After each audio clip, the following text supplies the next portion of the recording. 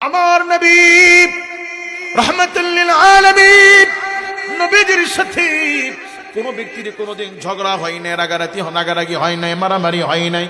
আমার নবী যখন নবী হলেন, নবী হওয়ার পরে আল্লাহর পয়গম্বর যখন নিজেকে নবী হিসেবে প্রচার করবেন, আনুষ্ঠানিকভাবে যখন মানুষকে কালেমার দাওয়াত দিবেন, ছোট্ট চাচতো ভাই আলীকে বলে, আলী মক্কার মানুষদেরকে দাওয়াত দাও, ঘরে ঘরে গিয়ে বলো তোমাদের আল আমিন আব্দুল্লাহর ছেলে মুহাম্মদ তোমাদেরকে আল্লাহর ঘরের চত্বরে ডেকেছেন, কাবার পদদেশে ডেকেছেন। আল্লাহর নবী মুহাম্মদুর রাসূলুল্লাহ সাল্লাল্লাহু আলাইহি ওয়াসাল্লামের ডাকে মক্কার আবাল বিদ্যা বনিতা নারী পুরুষ সবাই কাবার চত্বরে আসলো।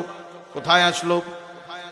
আমার নবী উঁচু জায়গায় দাঁড়িয়ে, সাফা পাহাড়ের উচ্চতায় দাঁড়িয়ে নবীজি সমমিত লোকদেরকে বললেন, আমার মাতৃভূমির লোকেরা, আমি আব্দুল্লাহর ছেলে মুহাম্মদ যদি আপনাদেরকে বলি এই পাহাড়ের পেছনে এক দুদর্শ শত্রু বাহিনী অপেক্ষা করছে মক্কা দখল করার জন্য, আপনাদের সাথে লড়াই করার জন্য, বলুন আমার কথা বিশ্বাস করবেন কি না? সবাই বলল হ্যাঁ অবশ্যই করব, কারণ আপনি আমাদের আল আমিন, আপনি আমাদের সত্যবাদী, আপনি আমাদের বিশ্বস্ত কাজী ও মুহাম্মদ। এবার আল্লাহ পাক ওহী নাযিল করলে বলেন, হাবিব এবার আপনি জাতিদেরকে শোনায়া দেন, ফাকুলু লা ইলাহা ইল্লাল্লাহু তুফলিহুন। পৃথিবীবাসী তোমরা যদি সফল হতে চাও, তোমরা যদি বিজয়ী হতে চাও, তাহলে তোমরা বলো লা ইলাহা ইল্লাল্লাহ। কি বলো? বলতে দেরি মানুষের গায়ে আগুন লাগছে, মাঠ গরম, এতটা গরম নবীর নিজের চাচা আবু লাহাব একটা পাথর নিয়ে রাসূলকে লক্ষ্য করে আঘাত করে বলছে, তাব্বাল্লাকা ইয়া মুহাম্মদ, ও মুহাম্মদ তোমার দুই হাত ধ্বংস হোক। নাউজুবিল্লাহ বলেন। পাথরটা কে মেরেছে? নবীজির চাচা আবু লাহাব, আপন চাচা। আবু জেহেল রাসূলের আপন চাচা নয়, কিন্তু আবু লাহাব নবীজির আপন রক্তের চাচা। নিজের চাচা শুধুমাত্র কালেমার জন্য রাসূলের প্রতি আঘাত করে বলছে, মুহাম্মদ তোমার দুই হাত ধ্বংস হোক। প্রতিবাদ জানি আল্লাহ পাক সূরা লাহাব নাযিল করে বলছেন, তাব্বাত ইয়াদা আবি লাহাবিন ওয়া তাব, আমার রাসূলের নয় আবু লাহাবের দুই হাত ধ্বংস হোক। প্রতিবাদ করলেন কে? সম্মানিত ভাইয়েরা আমার, একটু আগে আল্লাহর নবী যখন বলছেন আল্লাহ পাক আমাকে নবী করে পাঠিয়েছেন, তখন কারো গায়ে রাগ হয় নাই। কিন্তু যখনই আল্লাহর পয়গম্বর বলেছেন লা ইলাহা ইল্লাল্লাহ, মাঠ গরম। তার কারণ কি? তার কারণ হলো ১৫০০ বছর আগে আবু জেহেল, উতবা, শাইবা, মুগীরা, আবু লাহাব তারা কালেমা বুঝছে, আমরা বুঝি নাই। কথা বলেন ঠিক কি না? কাজেই কালেমা ইসলাম বোঝার দরকার আছে না নাই? বলবো আপনাদেরকে। আমার ভাইরা, আমাদের যে ধর্ম, এই ধর্মের নাম কি? ইসলাম। কোন অমুসলিম যদি জিজ্ঞেস করে এলাকার কোন হিন্দু, বৌদ্ধ, খ্রিস্টান, আচ্ছা তোমাদের ধর্মের নাম যে ইসলাম, এই ইসলাম কি শব্দটা কি বাংলা না আরবি? ইসলাম এটা কি শব্দ, আরবি না বাংলা? যদি অমুসলিম জিজ্ঞেস করে এই ইসলাম শব্দের অর্থ কি, বাংলা কি, বলেন তো? না। সালাম শব্দের অর্থ শান্তি, আর ইসলাম শব্দের অর্থ আত্মসমর্পণ করা। আত্মসমর্পণ করা, আত্মসমর্পণ। আর যে ব্যক্তি ইসলামে এসে আত্মসমর্পণ করে তাকে বলা হয় মুসলমান। সুতরাং মুসলমান শব্দের বাংলা হচ্ছে আত্মসমর্পণকারী। মুসলমান শব্দের অর্থ আত্মসমর্পণ, আর ইসলাম শব্দের অর্থ আত্মসমর্পণ করা। আমাদের খেয়াল করেন, ইসলাম কি? আমরা মনে করি পৃথিবীতে হিন্দু একটা ধর্ম, খ্রিস্টান একটা ধর্ম, নাসারা একটা ধর্ম। ওরা ওদের প্রেগোডায়, ওরা ওদের মন্দিরে, ওরা ওদের গির্জায় গিয়ে নির্দিষ্ট কিছু কাজ করে। আজ আমরা অনেক মুসলমান মনে করি ইসলাম ওই রকম একটা ধর্ম, মসজিদ একটা ইবাদতের জায়গা, ওখানে নামাজ হবে, নামাজের সময় মাথায় টুপি পরবো, জুব্বা পরবো, মসজিদ থেকে বের হওয়ার পরে আমার ঘুম, ব্যবসা বাণিজ্য, লেনদেন, বিচার আচার এটা আমার মতো আমি করব। মুসলমান এরকম মনে করে, কিন্তু মূলত ইসলাম অন্যান্য গতানুগতিক ধর্মের মতো শুধুমাত্র একটি ধর্ম নয়, ইসলাম একটি দিন। বলুন ইসলাম কি? দিন মানে জীবন ব্যবস্থা। দিন মানে জীবন। কিরকম জীবন ব্যবস্থা? মাথার চুল থেকে শুরু করে পা, জন্ম থেকে মৃত্যু, ঘর থেকে সংসদ, মানুষের যা লাগবে আল্লাহ পাক তার সব নীতিমালা, নিয়ম কানুন আমাদের ধর্ম ইসলামে দিয়েছেন। পানি খাবেন এটা কিভাবে? দাঁড়িয়ে না বসে, কয় নিঃশ্বাসে, নিয়ম ইসলামে আছে না নেই? চুল কাটবেন কোন স্টাইলে কাটবেন, এই চুল কাটার পদ্ধতির নিয়ম ইসলামে আছে না নেই? ভুরু এটি একটু মোটা, এটিকে ভুরু প্লাগ করে একটু ডিজাইন, একটু কাটিং করতে পারবেন কি পারবেন না, এই সংক্রান্ত আইন ইসলামে আছে না নাই? মোচকে রবি ঠাকুরের মতো বড় করতে পারবেন কি পারবেন না, এই মোচের ব্যাপারে ইসলামে নিয়ম আছে না নাই? দাড়ি কাটতে পারবেন কি না, হাত পায়ের নখ কি বড় করবেন কি কাটবেন, শরীর অবাঞ্ছিত লম, বগলের নিচের লম, নাভির নিচের লম, এগুলো কাটবেন কি কাটবেন না, এই সংক্রান্ত ইসলামের নিয়ম আইন কানুন আছে না নাই? আপনি পুরুষ মানুষ, যে কোনো পোশাক পরতে পারবেন কিনা, যে কোনো কালারের পরতে পারবেন কিনা, স্বর্ণ পরতে পারবেন কিনা, রেশমি কাপড় পরতে পারবেন কিনা, আপনার পোশাকের ক্ষেত্রে, দাড়ির ক্ষেত্রে, চুলের ক্ষেত্রে নিয়ম আছে না নাই? আল্লাহর ধর্ম ইসলাম ছাড়া জমিনের যত দিন আছে, যত ধর্ম আছে, পৃথিবীর যত সংবিধান আছে, মানুষের জীবনের সকল বিষয়ের সমাধান ধর্মের মধ্যে, সংবিধানের মধ্যে নাই। যেমন সমাধান আল্লাহ পাক কেবলমাত্র ইসলামে দিয়েছে। সুবহানাল্লাহ বলেন। বিয়ে থেকে শুরু করে সন্তান জন্ম দেওয়া, সন্তান বড় করা, সন্তান বিয়ে দেওয়া, খাওয়া দাওয়া, লেনদেন, বিচার আচার, জমিনে যা লাগবে আল্লাহ পাক সব নিয়ম কারণ ইসলামে দিয়েছেন। ইসলাম ছাড়া পৃথিবীর কোনো ধর্মে, কোনো সংবিধানে মানুষের জীবনে সকল বিষয়ের সমাধান নাই। যেমন আমাদেরকে বাথরুমে যাওয়া লাগে, কিভাবে বাথরুমে ঢুকবেন, কোন পা আগে দিবেন, কিভাবে বসবেন, কাপড় কতটুকু উঠাবেন, পানি কিভাবে খরচ করবেন, কিভাবে বের হবেন, আপনার জীবনের ক্ষুদ্র থেকে ক্ষুদ্র এই শিক্ষাটাও আমার আল্লাহর ধর্ম ইসলামে আল্লাহ পাক আপনাদেরকে দিয়েছে। সুবহানাল্লাহ বলবেন না?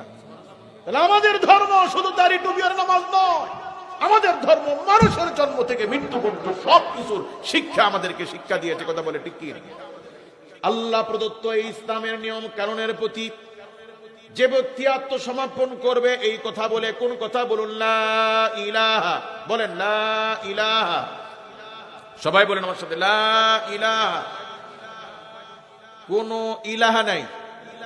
এবার বাংলা বলেন, কোন উপাস্য নাই, কোন বিধানদাতা নাই, কোন আইনদাতা নাই, ইল্লাল্লাহ, একমাত্র আল্লাহ ছাড়া। কথা কি বুঝতেছেন? কোন বিধানদাতা নাই, আইনদাতা নাই, ইল্লাল্লাহ, একমাত্র।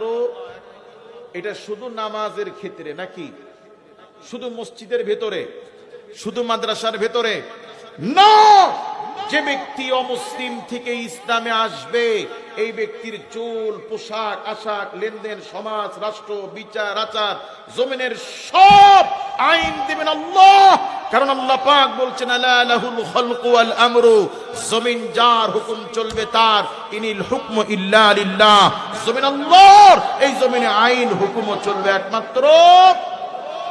সেই জন্য আল্লামা সাইদি রাহিমাহুল্লাহ তিনি তার বয়ানে তাফসিরে বলছিলেন যে বাংলাদেশের পার্লামেন্ট সংসদের সামনে দাঁড়িয়ে কোন দরবেশ যদি আল-খিল্লা, জুব্বা, টুপি লাগিয়ে যদি জিকির করে লা ইলাহা ইল্লাল্লাহ, পার্লামেন্ট সদস্যরা সংসদে যাওয়ার আগে দরবেশ বাবার কাছে এসে বলবে, আব্বাজান, বাপজান, একটু মাথায় হাত বুলাইয়া দোয়া করে দেন যেন আরো 5 বার আসতে পারি।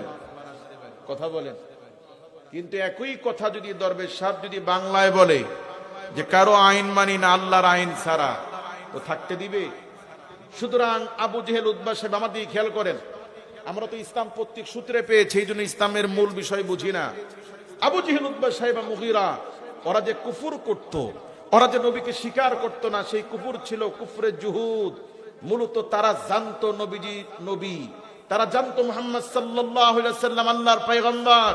কারণ তিনি সিদ্ধ করা খেজুরের বীজকে মাটির নিচে রোপণ করলে গাছ বের হয়, তিনি হাঁটলে আকাশের মেঘমালা তাকে ছায়া দেয়, তিনি হাত দিয়ে ইশারা দিলে চাঁদ দ্বিখণ্ডিত হয়, তিনি গাছদেরকে নির্দেশ দিলে দূরের গাছ তার কাছে এসে ইস্তিনজা করার জন্য পর্দা করে দেয়। সুতরাং তিনি যে আল্লাহর পয়গম্বর, এটি মক্কার কাফেররা স্পষ্ট মন থেকে জানতো, শুধু ঘাটতেরামি করে অহংকার বশত তারা স্বীকৃতি দিত না। কথা কি বুঝাইতে পারছি?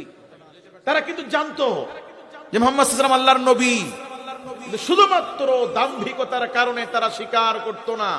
কাজী আবু জেহেল, উতবা সাহেব, মুগীরা, ওরা বুঝছে কালেমার মানে হলো, আমি যখন বলবো লা ইলাহা ইল্লাল্লাহ, তার মানে আমি আমার পোশাক আমার মনের মতো পড়তে পারবো না, এটা আল্লাহ দিবে। আমি আমার বিচার আচার, মাতবরিগিরি আমি আমার মতো করতে পারবো না, এটা আল্লাহ দিবে। আমি আমার ইচ্ছা মতো যেটা খুশি খাইতে পারবো না, এ খাবে কোনটা খাবো খাবো না এটাও আল্লাহ দিবে, এটা কি মানা সম্ভব? আমি কি আপনাদেরকে বুঝাতে পারতেছি? তার মানে হলো মুসলমানের খাওয়া দাওয়া লেনদেন সব কিছুর আইন দিবেন আল্লাহ। বাংলাদেশের মুসলমানের মতো রেডিমেড মুসলমান হওয়া যায়, নামাজ লাগে না, জাকাত লাগে না, কাপড় টাকনুর নিচে পরা যায়, যেমন খুশি তেমন চলা যায়, এরপরও মুসলমান থাকা যায়, এমন রেডিমেড মুসলমান হওয়া যায় যদি আবু জেহেল, উতবা, শাইবা, মুগীরা যদি জানতো। ভাতিজা মুহাম্মদুর রাসূলুল্লাহ সাল্লাল্লাহু আলাইহি ওয়াসাল্লামকে বলতো, ভাতিজা বহুত জ্বালিয়েছো বাপ, ঠিক আছে বললাম লা ইলাহা ইল্লাল্লাহ, আল্লাহ ছাড়া কোনো মাবুদ নাই, এখন তুমি তোমার রাস্তা ধরো, আমাদেরকে আমাদের মতো চলতে দাও। বলতে পারতো কি না? কিন্তু তারা বুঝছে না, আমি যখনই বলবো লা ইলাহা ইল্লাল্লাহ, তার মানে হলো আমার সব আইন দিবে আল্লাহ। এটা কেমনে সম্ভব? এটা মানা যাবে না। এই জন্য তারা কালেমা স্বীকৃতি দেয় নাই। সুতরাং ইসলামে আসার আগ পর্যন্ত, মুসলমান হওয়ার আগে আপনার স্বাধীনতা, লা ইকরাহা ফিদ্দিন, ধর্ম নিয়ে বাড়াবাড়ি নাই। আপনার মনে চাইলে ইসলামে আসবেন, মনে চাইলে আসবেন না। পিডায়া কোনো হিন্দু, বৌদ্ধ, খ্রিস্টানকে ইসলামে আনতে হবে এরকম দায়িত্ব আল্লাহ নবীদেরকে দেন নাই। কিন্তু যে ব্যক্তি মুসলমান হবে, যে ব্যক্তি নিজেকে মুসলমান দাবি করবে, ওই ব্যক্তির সব চলতে হবে আল্লাহর হুকুমে, আল্লাহর নিয়মে। কার নিয়মে? আজ এই জমিনে আমরা নিজেদেরকে মুসলমান দাবি করছি, কোনটা আমরা আল্লাহর নিয়মে করছি? আছে কিছু? সম্মানিত ভাইয়েরা আমার, জমিনে পোশাক আশাক, লেনদেন, ব্যবসা বাণিজ্য, বিয়ে শাদী, বিচার আচার সব চলছে ইসলামের বাহিরে। এটা কি আত্মসমর্পণকারী হলো? সাহাবা কেরামের মধ্যে একজন নতুন ব্যক্তি ইসলামে এসেছে, আগে ইহুদি ধর্মে ছিল, বাড়ি মদিনায়, নাম হয়েছে আব্দুল্লাহ ইবনে সালাম রাদিয়াল্লাহু তাআলা আনহু। তিনি চিন্তা করলেন, আগে ছিলাম ইহুদি ধর্মে, আর ইহুদি ধর্মের ভিতরে উটের গোশত খাওয়া হারাম। আমার আব্বা খায় নাই, দাদা খায় নাই, আমিও খাই নাই, আমিও খাবো না, কারণ ইসলাম কবুল করেছি। ইসলামের মধ্যে উটের গোশত খাওয়া ফরজ নয়, ওয়াজিব নয়, সুন্নত নয়, জায়েজ। উটের গোশত খাওয়া কি? তাহলে আমার বাপ খায় নাই, আমার দাদা খায় নাই, আমার পর দাদা খায় নাই, আমিও কোনোদিন খাই নাই, আর এখন ইসলামে এসেছি, ভালো কথা, ইসলামে তো এটা ফরজ না, ওয়াজিব না, তাহলে আমি এটা খাবো না। তাহলে আগে যে খাই নাই, এখনো খেলাম না, এই ধারাবাহিকতা, এই যে প্রেস্টিজ, এটা বজায় থাকে। নাউজুবিল্লাহ বলেন। এতটুকু আল্লাহ পাক বরদাস্ত করেন নাই, সাথে সাথে তার শানে আয়াতে কারিমা নাজিল করে আল্লাহ পাক বলছেন, ইয়া আইয়ুহাল্লাযীনা আমানু দুখুলু ফিস সিলমি কাফা, মুমিন পরিপূর্ণভাবে ইসলামে প্রবেশ করো। কিছু মানবা, কিছু মানবা না, এমন মুসলমানের দরকার আমি আল্লাহ পাক নাই। যারা নিজেকে মুসলমান দাবি করো, পরিপূর্ণভাবে ইসলামে আসো। কে বলছেন? আল্লাহ পাক বলেন, ইয়া আইয়ুহাল্লাযীনা আমানুত্তাকুল্লাহা হাক্কা তুকাতিহি ওয়া লা তামুতুন্না ইল্লা ওয়া আনতুম মুসলিমুন। আল্লাহ পাক বলেন, ইয়া আইয়ুহাল্লাযীনা আমানু, ও ঈমানদারগণেরা, আমানুত্তাকুল্লাহা হাক্কা তুকাতিহি, তোমরা জমিনে আল্লাহকে ভয় করার মতো করো। কাকে ভয় করতে হবে? আর ওয়া লা তামুতুন্না ইল্লা ওয়া আনতুম মুসলিমুন।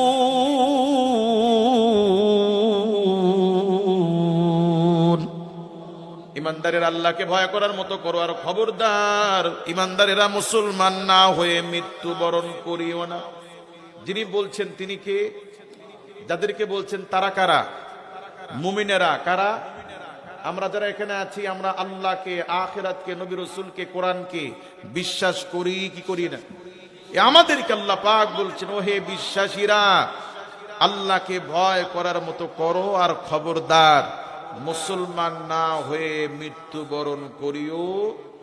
এখন মুসলমানের বাংলা বলেন, আত্মসমর্পণকারী না হয়ে মরিও না। মুসলমানদের, মুমিনদেরকে বলছেন না হিন্দুদেরকে বলছেন?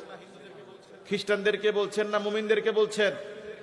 মুমিনেরা মুসলমান না হয়ে মরিও না। তার মানে হলো, আমি যখন মরে যাচ্ছি আমার মুখে দাড়ি নাই, আমি যখন মরে যাচ্ছি তখন আমার পেটের মধ্যে সুদের টাকা, আমি যখন মরে যাচ্ছি তখন আমার পেটে হারাম খানা, আমি যখন মরে যাচ্ছি সেদিন ফজরও পড়ি নাই, জোহরও পড়ি নাই। এটা কি আত্মসমর্পণকারী হলো? কাজী ইসলামে আসার আগ পর্যন্ত আপনার ব্যক্তি স্বাধীনতা, আপনি মনে চাইলে ইসলামে আসবেন, না চাইলে আসবেন না, এটা আপনার ব্যাপার। কিন্তু ইসলামে আসার পরে মুসলমানের ব্যক্তিগত কোনো স্বাধীনতা নাই। মুসলমানের সব চলতে হবে আল্লাহর হুকুমে। কার হুকুমে? আল্লাহর হুকুম মানতে আপনাদের কোনো অসুবিধা আছে?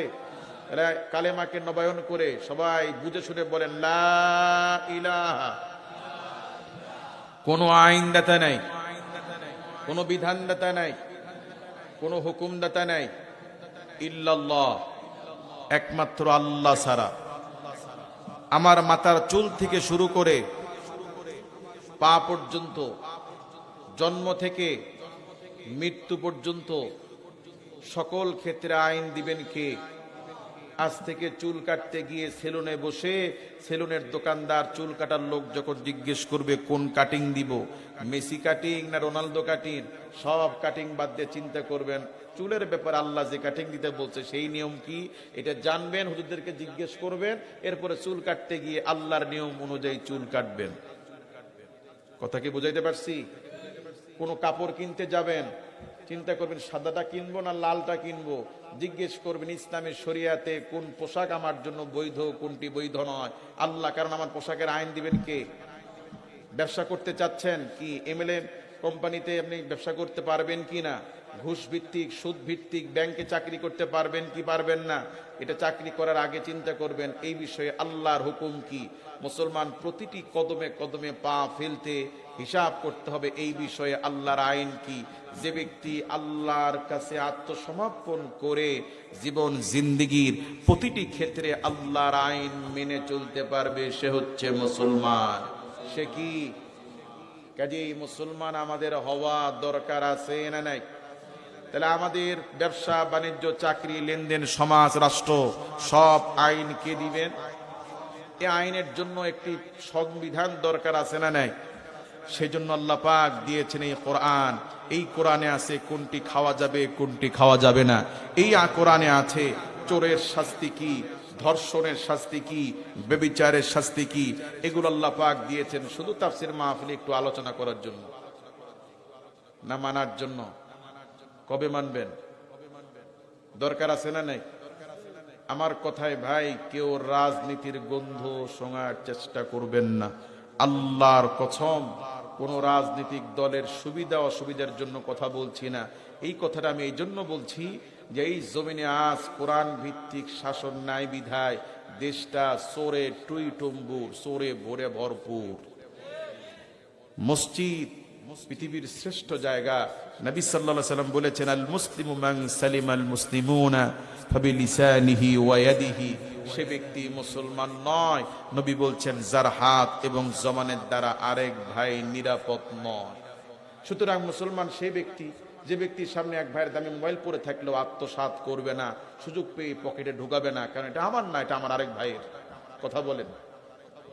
সেই মুসলমান যার সামনে আরেক ভাইয়ের স্বর্ণ পড়ে থাকলেও ধরার কথা নয়। সেই মুসলমানের চারিত্রিক পদস্খলন, নৈতিকতার ধ্বংস এত নিম্নে চলে আসছে। পৃথিবীর শ্রেষ্ঠ জায়গা আল্লাহর ঘর মসজিদ, সেই মসজিদে চোরের ভয়ে একটা ছাতার জুতা সেজদার সামনে চোরের ভয়ে মসজিদে জুতা রেখে নামাজ পড়া লাগে। এ জাতির লজ্জায় ঘৃণায় আত্মমর্যাদা বসে গলায় দড়ি দিয়ে মরা হয়েছে। কথা বলে যে মুসলমানের দেশে, মুসলমানের শ্রেষ্ঠ জায়গায় একটা জুতার নিরাপত্তা নেই। মসজিদের বাথরুমে টিস্যু, যদি যাওয়ার কথা 7 দিন, 3 দিন পরে টিস্যু বক্স খালি। কারণ কি? যেই আনুপাতিক হারে মুসল্লি নামাজ পড়েছে তাতে টিস্যু যাওয়ার কথা 7 দিন, কিন্তু 3 দিন আগে টিস্যু শেষ। কারণ কি? কারণ একটা যদি মসজিদে ব্যবহার করছে 3টা পকেটে ঢুকেছে। মসজিদের বাথরুমের জুতা, স্যান্ডেল, এই স্যান্ডেল কেটে রাখা লাগে, নাহলে ভালো স্যান্ডেল হলে এটা নিয়ে যায়। বাথরুমের বাতি, এটা চুরি হয়ে যায়। বাথরুমের বদনা, এটা চুরি হয়ে যায়। আমার নিজের দেখা রেল স্টেশনের রেলের বগির ভেতরে যে বদনা, চিকন চিকন শিকল দিয়ে সে বদনা তালা দিয়ে রাখা, আমার নিজের চর্মচোখ দিয়ে আমি দেখছি। বলেন, একটা সেকেন্ড হ্যান্ড ময়লা প্লাস্টিকের বদনা এটি বিক্রি করলে 10 টাকা বিক্রি করা যাবে কি? ওজন করে বিক্রি করলে 2 টাকাও ওজন হওয়ার কথা নয়। জাতির চারিত্রিক পদস্খলন এত খারাপ হয়ে গেছে যে একটা জাতীয় সম্পদ, রাষ্ট্রের সম্পদ, ট্রেনের বাথরুমের বদনা নিরাপত্তা আজ এই জমিনে নাই। ব্যবসায়ীদের কথা যদি বলতে চাই, ওজনে কম দেওয়া, মালে ভেজাল দেওয়া, ফরমালিন ছাড়া তো বর্তমানে কোনো খাবারই নেই। সুতরাং এই জমিনকে যেই সরকার আসুক, যেই দল আসুক, যদি আল্লাহর আইন ভিত্তিক চোরের বিচার আল্লাহর নিয়মে যদি কাটা না যায়, কোন পীর সাহেব যদি রাষ্ট্র চালা, এই রাষ্ট্র চোর মুক্ত করতে পারবে না। কাজেই যে দলই ক্ষমতা আসুক, সমস্ত দলের নীতি মানদণ্ড হওয়া চাই এটা মানুষের ভালো মন্দ এটি কিভাবে হবে, এটা আমাদের চাইতে ভালো জানেন কে?